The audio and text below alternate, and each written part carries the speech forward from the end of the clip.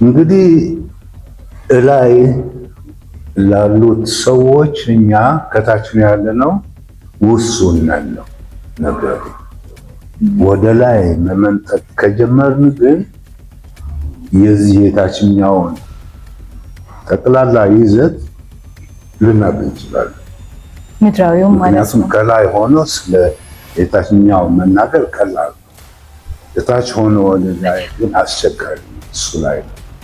ስለዚህ አንዳንዶች ተመንጥቀው የሄዱና ያንን ዩኒቨርስ የተለየ ዩኒቨርስ ነው እንግዲያው፣ ምክንያቱም ኢንፊኒት ዩኒቨርስስ አሉ ነው የሚባለው። እንደሱ ነገር አለ እና ዋናው ነገር እንግዲህ አንድ ሰው የታችን 3D ኮንሽስነስ የሚለውን ዘሎ 4D ኮንሽስነስ ከደረሰ ለባለ 3D ኮንሽስነስ ነብይ ነው፣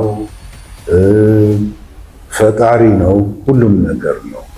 አለመማራችን ሳይሆን የተዳፈነብን ነገር አለ እና እሱን ለመግለጽ ነው የኔ ኢንተረስት። አዎ፣ ምክንያቱም ምስኪን ምድርን ይገዛል ይባላል።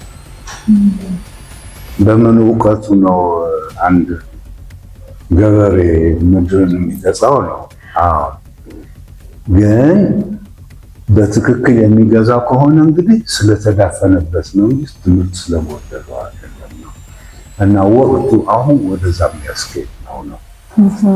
ወረቀት እንደዚህ ተደርድሮ እንደዚህ ብሎ በሀሳቡ ወረቀቱን ሲያቃጥል፣ ይህ ምን ማለት ነው እንግዲህ ሁለት ተቃራኒ የሚመስሉ ነገሮች ኮምፕሊመንታሪ መሆናቸውን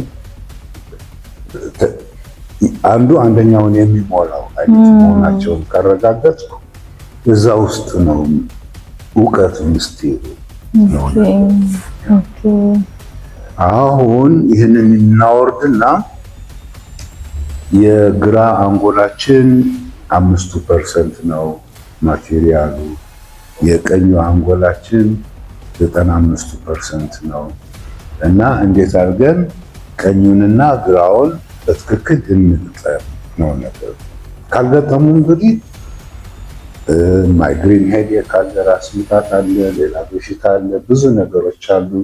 እንኳን ደህና መጡ ዶክተር አብርሃም ወደ ሙሉ ሰው ቻናል። ቆያችሁኝ። አመሰግናለሁ ስለጋበዛችሁኝ። ወደ መጀመሪያው ጥያቄ ልግባና እንደ እርስዎ ያሉ ሳይንቲስት ስለ ሜታፊዚክስ መጽሐፍ ለመጻፍ በቅድሚያ ምን አነሳሳዎት? ያነሳሳኝ ነገር